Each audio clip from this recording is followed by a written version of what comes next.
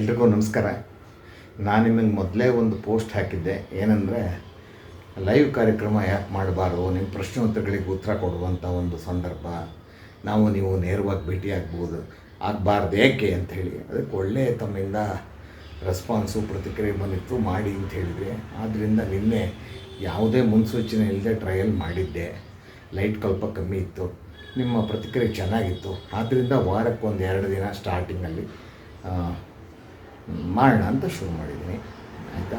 ಪ್ರತಿ ಗುರುವಾರ ಸಂಜೆ 7ರಿಂದ 8 ಮತ್ತು ಭಾನುವಾರ 5:30ಯಿಂದ 7 ಗಂಟೆ ತನಕ ಮಾಡೋಣ ಅಂತ ತೀರ್ಮಾನ ಮಾಡಿದ್ದೀನಿ. ಇದು ವ್ಯತ್ಯಾಸ ಏನಾರಾದರೆ ಟೈಮು ಅನಿವಾರ್ಯ ಕಾರಣಗಳಿಂದ ಮೊದಲೇ ನಾನು ತಿಳಿಸ್ತೀನಿ.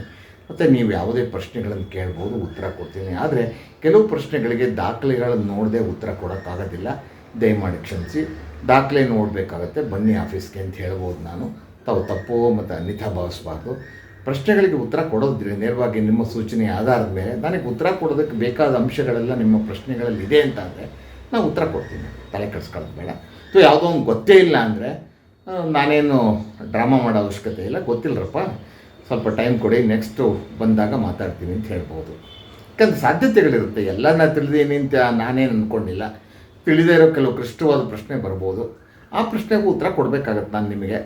ಆಗ ನಾನು ಓದ್ಕೊಂಬರ್ತೀನಪ್ಪ, ನೋಡ್ಬಿಟ್ಟು ಮಾತಾಡ್ತೀನಿ ಅಂತ ಹೇಳ್ಬೋದು. ಇಲ್ಲ ದಾಖಲೆ ತೊಗೊಂಬರ್ತೀನಿ ಅಂತ ಹೇಳ್ಬೋದು. ಕೆಲವನ್ನ ದಾಖಲೆ ನೋಡದೆ ವಿವರಗಳನ್ನು ನಾವು ಓದಿ ತಿಳ್ಕೊಳ್ಳದೆ ಅಪ್ಲೈ ಮಾಡೋಕ್ಕಾಗ. ಯಾಕಂದರೆ ಏನಾಗುತ್ತೆ ಅಂದರೆ, ಒಂದು ದಾಖಲೆ ನೀವು ಓದಿದರೆ ಅರ್ಥೈಸ್ಕೊಳ್ಳೋದಕ್ಕೂ ಒಬ್ಬ ಲಾಯರ್ ಓದಿ ಅರ್ಥೈಸ್ಕೊಳ್ಳೋದಕ್ಕೂ ವ್ಯತ್ಯಾಸ ಇದೆ. ಅದು ಆ ರೀತಿಯಲ್ಲಿ ಆ ಹಿನ್ನೆಲೆಯಲ್ಲಿ ನಾವು ಮಾತಾಡ್ತಾ ಇರೋದು. ಅದರಿಂದ ನೀವು ಹೇಳಿ ಯಾವುದೋ ಒಂದು ರೀತಿಯಲ್ಲಿ ಅರ್ಥ ಮಾಡ್ಕೊಂಡಿರ್ತೀರ, ಆದರೆ ನಾನು ಅದನ್ನ ಓದಿದಾಗ ಬೇರೆ ರೀತಿ ಅರ್ಥ ಆಗ್ಬೋದು.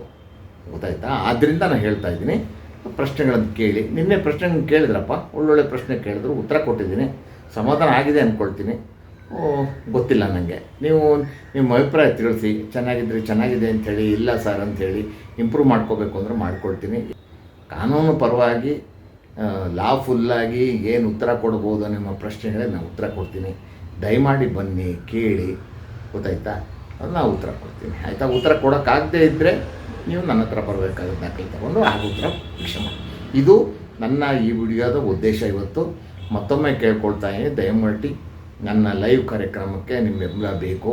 ನಿಮ್ಮ ಬೆಂಬಲ ಇಲ್ಲದೆ ನಾನು ಏನು ಮಾಡೋಕ್ಕಾಗಲ್ಲ. ನಿಮ್ಮ ಬೆಂಬಲಕ್ಕೋಸ್ಕರ ಕೋರಿ ಈ ವಿಡಿಯೋ ಮಾಡ್ತಾಯಿದ್ದೀನಿ. ದಯಮಾಡಿ ಗುರುವಾರ ಸಂಜೆ 7 ಗಂಟೆಗೆ ಭೇಟಿಯಾಗೋಣ, ನಾನು ನೀವು.